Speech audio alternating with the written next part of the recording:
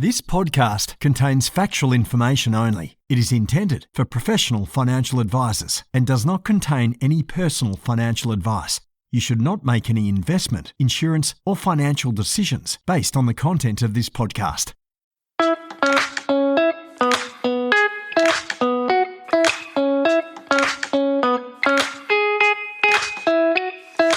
Hey team, Ben Nash here. I'm one of the co-founders at XY Advisor and founder of the rapidly growing Pivot Wealth, which is my business baby I started from scratch about 8 years ago, and I've since scaled up to become one of Australia's better known financial advice companies for high income accumulators. You can join me every Tuesday as I have the pleasure of furthering my own knowledge by interviewing some of the best people in our industry and beyond to improve every part of what we do with our advice process. We're currently hiring financial advisors and associates, so if our approach resonates, you can learn more at pivotwealth.com.au/careers. This podcast is brought to you by MetLife 360 Health. MetLife has partnered with Teladoc to provide 360 Health virtual care, which gives your clients access to more than 50,000 local and global medical specialists through the convenience of the 360 Health virtual care app. And best of all, it's at no extra cost as part of their MetLife Protect policy. 360 Health helps to defend against serious illnesses so you can live healthier for longer. MetLife, inspired by you. Hey guys, Ben Nash from the XY Advisor team, and today I'm pumped to be here with Ron Pratap from RP Wealth Management. He is the founder, director, senior financial planner. His business baby he's got the same birth month as my business baby Pivot in August, so he's coming up to 6 years in business. Ron is one of the FS Power 50 most influential financial planners in Australia, and also is the National Committee Chair for New South Wales for the Association of Financial Advisors. So, Ron, mate, thanks for joining us. Thanks a lot, Ben. It's good to be here. It's been some time, but looking forward to our chat, mate. I know we haven't actually properly caught up since the other side of COVID, although we used to enjoy a sherbet at the XY events. Be keen to get into that at the social catch up, which is going to be our first one for a couple of years in a few weeks' time. So, mate, I'm keen to talk a bit about the evolution of your business. I know, when we met, you basically had kicked off your firm. It was just you in the business, and you've grown to where you're at today, getting some solid traction in the industry, building your team. So keen to hear that story. I thought a good place to start is really just there. Like if you unpack, the evolution of your business and how you've ended up where you are today. Yeah, perfect. Well, physically, I haven't really grown. If anyone's seen me, they know that I'm a shorty, mate. But in terms of the business, so this is the third time that I'm on this podcast. First time was a few months into the business, so not very long, and I left ANZ financial planning or in the boutique side of things. But I started off as a one-man band, zero client base, so basically organically growing the business from scratch. I think the second time I came on, I had just hired a outsourced VA, so virtual assistant. And now it's going into the 6th year in August, and we're up to 5 staff with another director coming on board. And for me, I guess it's all been organic in terms of growing the business slowly and getting enough clients. And for me, I'm not a risk taker too much, but now getting a director into the business has really, changed things and allowed someone to come in with a fresh set of eyes and look at the processes, look at the system, and really streamline things. Which is Sadat. He's a financial advisor. He was actually my mentor from 10 years ago when I first started, or more than 10 years ago now at MLC. I sat next to him. He taught me how to be an advisor in terms of what to say, what not to say, and now circle back after a decade, and now it's kind of like Mr. Miyagi and Karate Kid. Yeah. That's great. And so essentially before COVID, it was still just you, and all of this stuff has happened off the back of I suppose, COVID and the growth that you've had through that period. Is that right? Yeah. So, like I can't mention it before, but just before, it was probably been about 2.5 years ago, I was by myself at this stage. So it was leading up to COVID, and I was doing good things. The business was going well, but I wasn't really moving forward.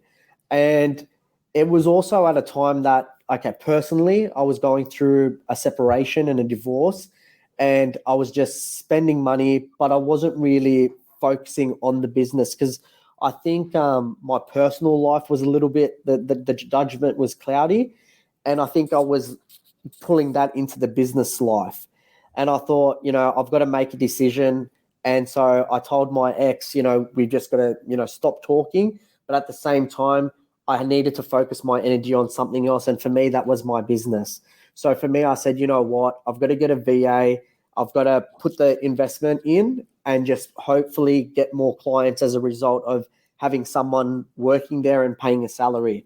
And to be honest, we set up the processes, and I started wanting to move towards Zoom meetings and digital signatures, but I never really had anyone to handle that process.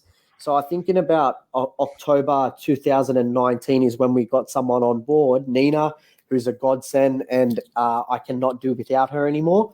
But she came into the business, we trained her, and in about December, she was used to our processes, used to now doing the digital signature. And then COVID hit in about February. So for us, in a way, as bad as it is to say, we changed everything just at a time where we needed it the most. And then, COVID hit, and markets, you know what happens with markets, it dropped.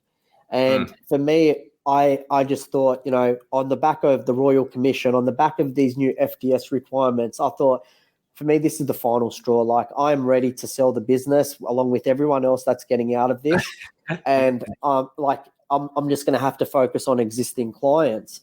But then, to be honest, the conversation was probably about a week or two of, dealing with existing clients. But then all of a sudden, just this influx of new clients just came in. And I think that was a result of people realizing that nothing is guaranteed in life. You need a plan B.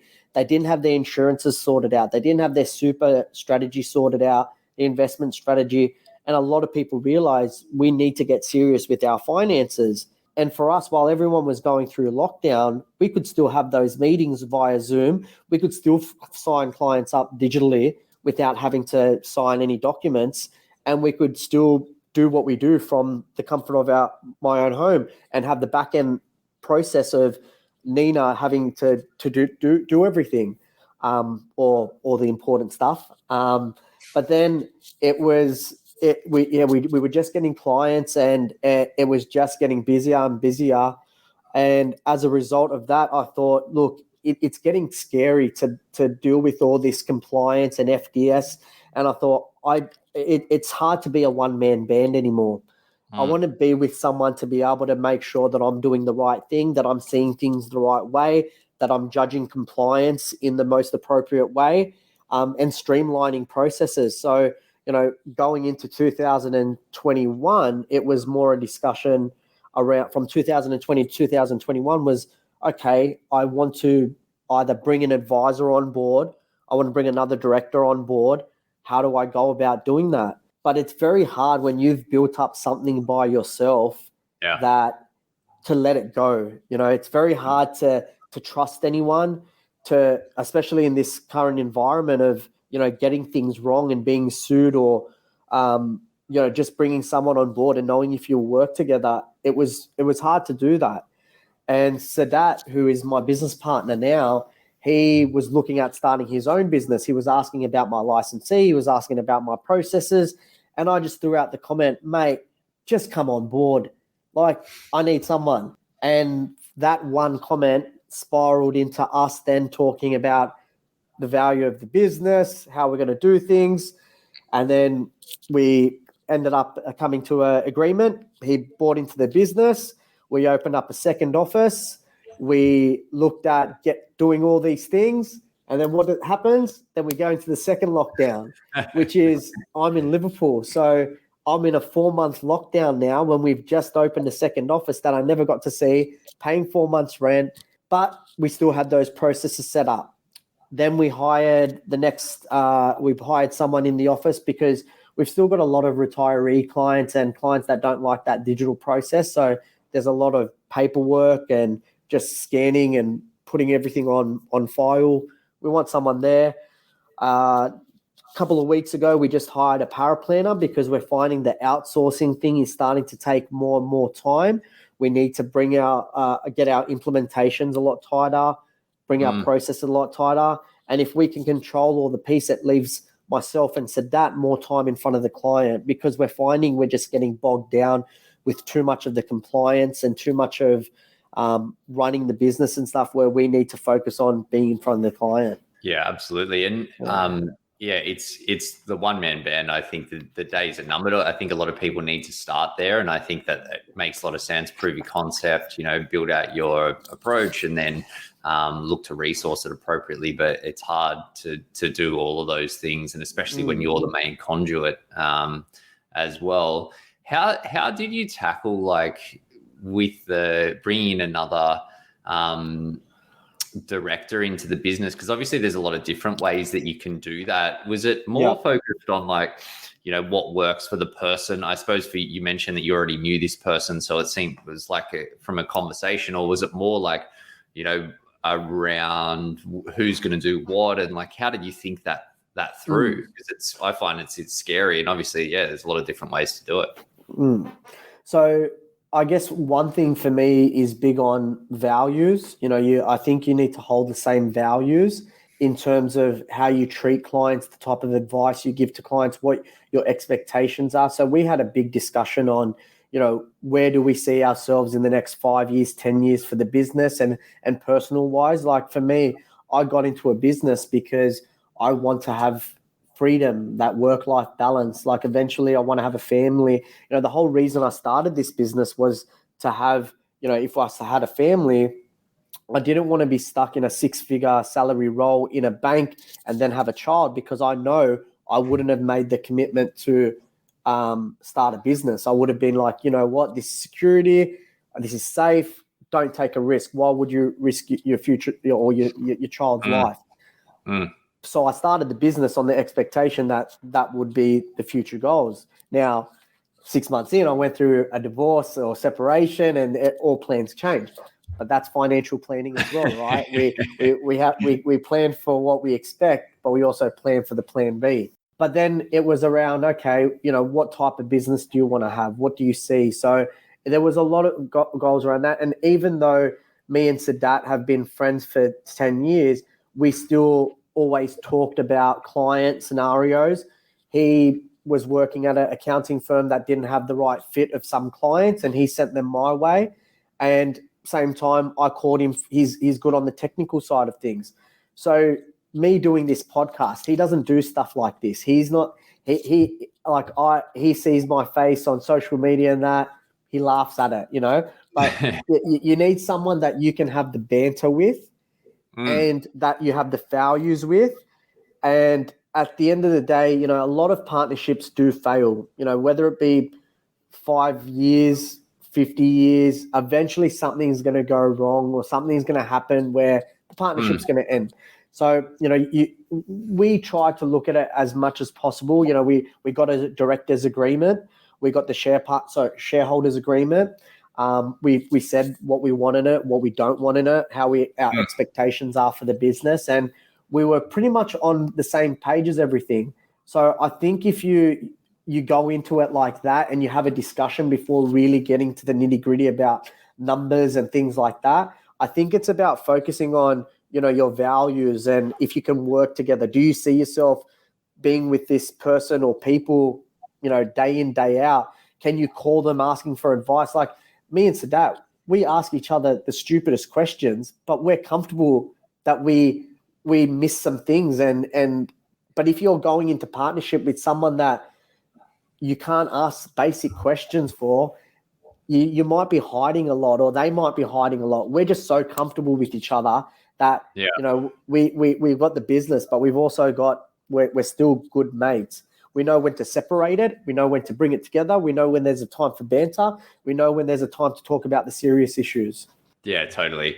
It's I think that's sort of where it starts, but I think it makes sense that you're doing all of that work at the front end to make sure that the alignment's there. Because I've got mates and other people that you talk to, and they probably don't.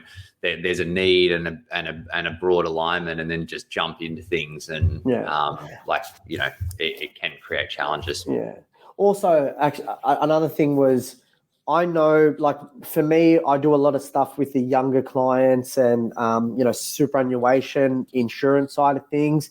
And we get a lot of self-managed super fund inquiries. And, for me, I'm the type of advisor where if I'm not an expert at it, or I don't think I can help you out, I'm going to tell you that I'm not confident in it, and I'm not confident in giving that advice. But there was a lot of missed opportunity in that regard. And so that's come from a self-managed super fund expertise working in a boutique accounting firm. So for me, it was like, there's a lot of missed opportunity there. So if I can bring him in, instead of saying no and trying to look for another advisor outside of my, my circle of control in a way, I can now bring that in-house, have a financial advisor there to be able to deal with that. Also, so that's got the paraplanning kind of background. He's got the technical side of things. He's great with the investments. Like, he's good at really the technical analysis side of things. Whereas I'm good with the marketing, speaking to accountants, mortgage brokers, doing the B&I stuff, doing the networking. So we both have our strengths and know what we're good at. And I can know that he's doing things in the back end and doing stuff that aren't my strongest points, whereas he knows that I'm bringing in, the website leads, focusing on the networking, getting the bread and butter for the business. Yeah, absolutely. I think it makes sense to play to your strengths and where you enjoy doing things. There's a lot of parts of running a business, so it's good to have a set of hands where it's in their flow and. It's great. Like when I have an investment, like if I have a big client or anything, just to have someone there to be able to work on a client scenario with you is gold. You're being able to sit there and discuss a scenario, and then you've got someone going, have you thought about this? Have you thought about this? Eventually you want to grow a team to be able to hire those people. But now having a business partner to be able to do that, it becomes a lot easier. Now, where our fees were a lot smaller when I initially started, I would never charge those fees again. One, because of the current environment we're in and the cost of compliance and everything. But now we've got the capabilities of the office. We can charge more because I think the value that we're giving clients is becoming a lot higher as well. The tools that we're giving them, the services that we're providing them with. So, you seeing it as an investment and not a cost in a lot of the things you do is going to make things better for your business if you do it in the right way. Yeah, and I think that the more like you bounce ideas off another person, there's a lot of different ways to be right with your money. So getting two opinions on things just means that you can maximize that value for clients even more, add more value and make them happier to be in that advice relationship as well. Ron, what have been the biggest shifts for you in your business? Obviously your team has grown, but in terms of like your service and what you're doing and how you're doing it for clients, what have been the biggest changes over the last 6 years?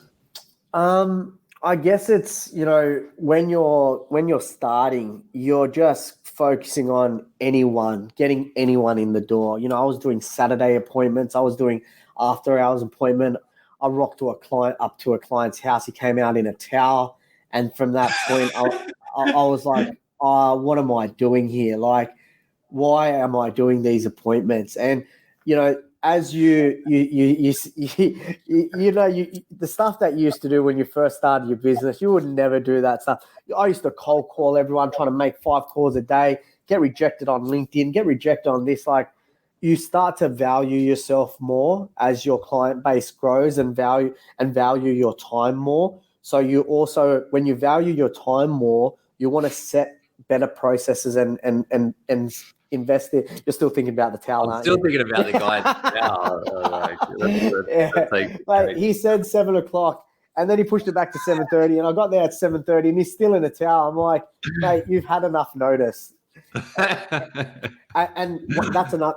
That led to going, you know what? I'm no longer doing appointment at clients' houses unless I've already signed them up, and the relationship started like that.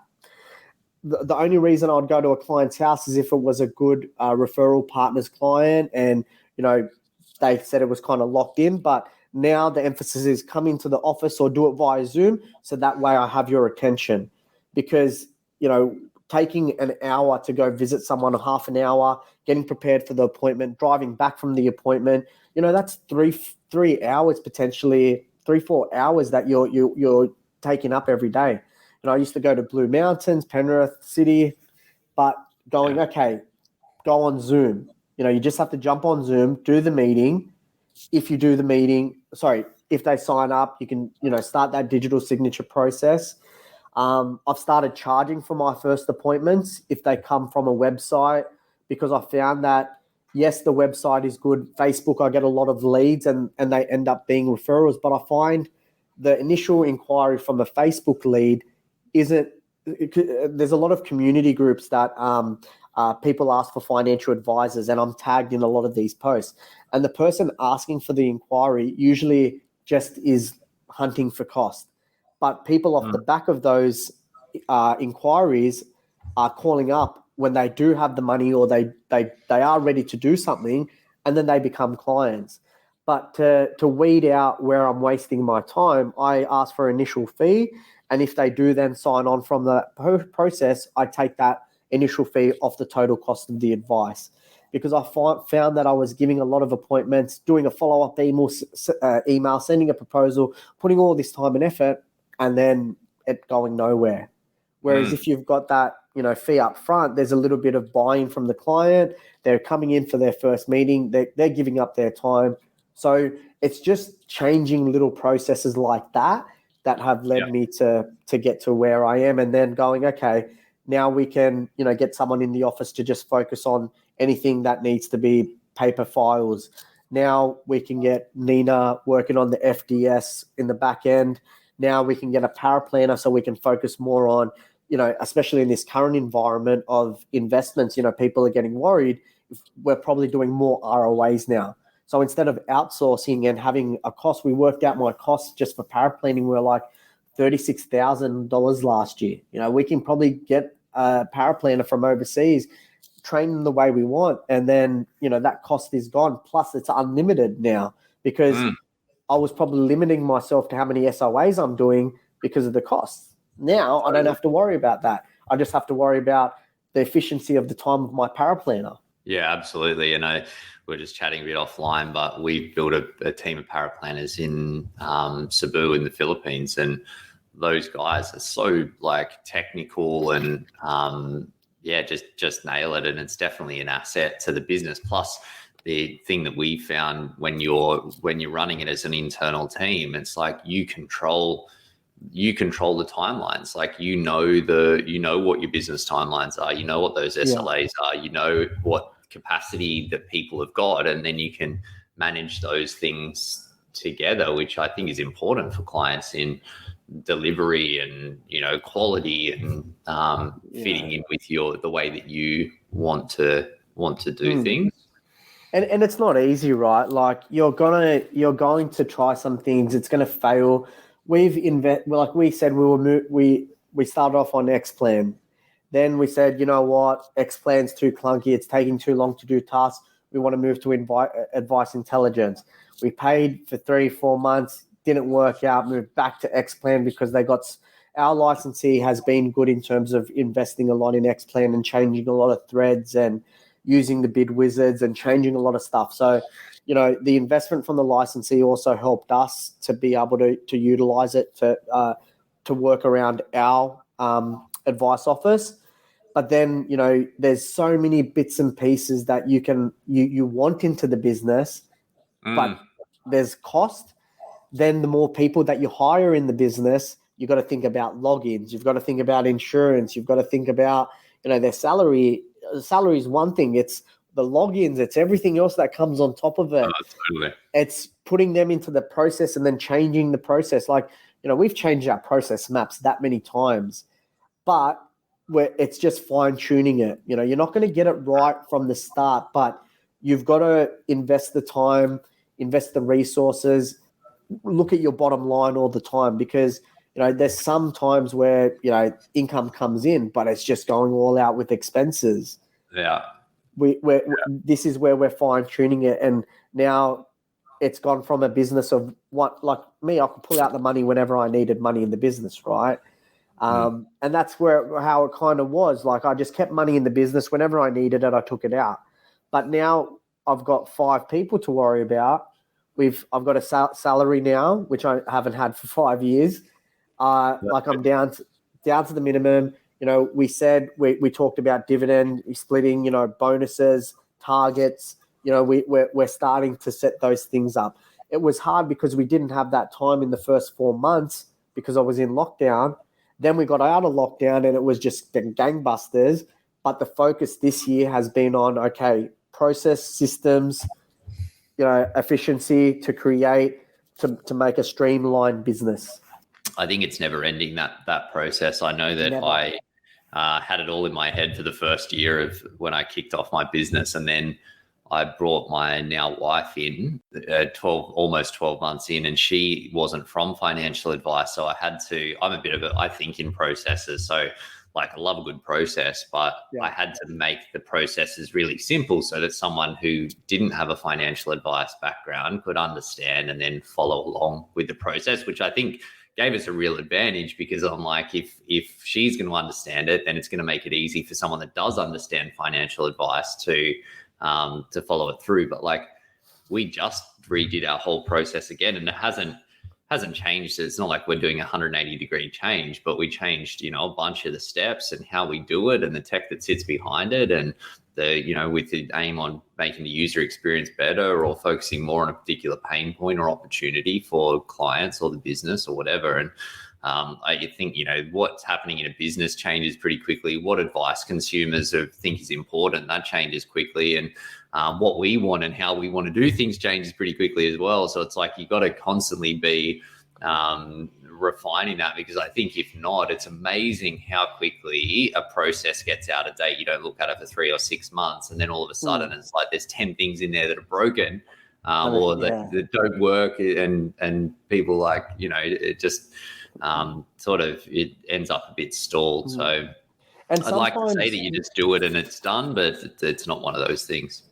That's right. And sometimes I found you've just got to ask questions. You've just got to ask, what does this program do? Does it have functionality to do this? Because, we moved away from X-Plan, not realizing a lot of the functionality that it has that we just weren't getting out of it. And we moved to like Advice Intelligence, thinking that we were going to get this, but it wasn't exactly what we thought. And then we go back to X-Plan and there was all these functions that we didn't even know about. So sometimes you just don't know what unless you ask. And that comes down to processes and systems and everything. So like you said, it's just fine tuning it and checking in all the time to make sure it's still efficient. Absolutely. And it still sort of blows me away with the number of financial planners and the amount of money that we spend on our tech, that there isn't a solution out there that's like perfect, that nails it for everything. But I kind of feel like I think that's a conspiracy. Like, I feel like they're doing it on purpose, because I feel like if we really wanted to, we could make something that does all these things. Yeah. But they've all come together and said, you know what, just to make it even harder for financial advisors, we're not going to make it 100%. The great tech conspiracy. You could be onto something there, mate. Oh, mate, we're getting it from the government. We're getting it from the. I won't get into that. Mate, what's coming up for you? What are you focused on over the next little while? Yeah. So look, financial advice has been, great for me. Look, it was a roller coaster. There were some points where I thought it was all going to end. I didn't know, especially with the Royal Commission, if I wanted to be in the, like, with all the changes and costs going up and everything. There was a point before COVID that I was ready to, sell it all and give up. Like, I was over it. I just wanted a job where I didn't have to worry about the stress, taking it home, worry about the costs, worry about all that. But I think COVID has really changed the way I look at things and pushed me more to focus on the business. For me now, I want to be focused more on being the face of the business and being in front of clients. But also, for me, the focus is when I first started my business, I was doing a lot of social media stuff and doing videos and educational content. But the busier that I'm getting at the moment, I've stopped doing a lot of that stuff. So for me this year, I want to focus on that. I did a little bit last year, and that's where I got named as the top 50 advisor, one of the top 50 advisors in Australia from the Financial Standard. And because I did a lot of articles around, what's happening in the industry and survival of a financial advisor and what we're dealing with. I want to focus more on financial literacy to everyday Australians. I think, there's so much happening around the world, and a lot of people have just come out and become YouTube and TikTok stars just by, picking the top 5 investments, and they might get one right. The other 4 are totally wrong, but because they picked one right, all of a sudden, people are like, oh, you got to follow them. And, when crypto markets are going up, when shares are going up, it's easy to pick up the top 5 and get one of them right, or, pick the top 10 and then not focus on the other 9 that you got wrong. But where are all these guys and girls that talked about the next investments now that the markets are down? You don't hear them talking about anything anymore. And I think financial advisors, we're held back from what we can say, right? We know not to even talk about product, because as soon as you touch on product, ASIC are at our door. We're kind of looked at in a different view compared to anyone else talking about product. So it's, we just focus more on strategy talk. So I think I want to focus more on the strategy side of things and talk about more the planning side of things. I'm working with the AFA, as you mentioned as well. We want to bring financial literacy to Australians. And I think in this current environment, it's important.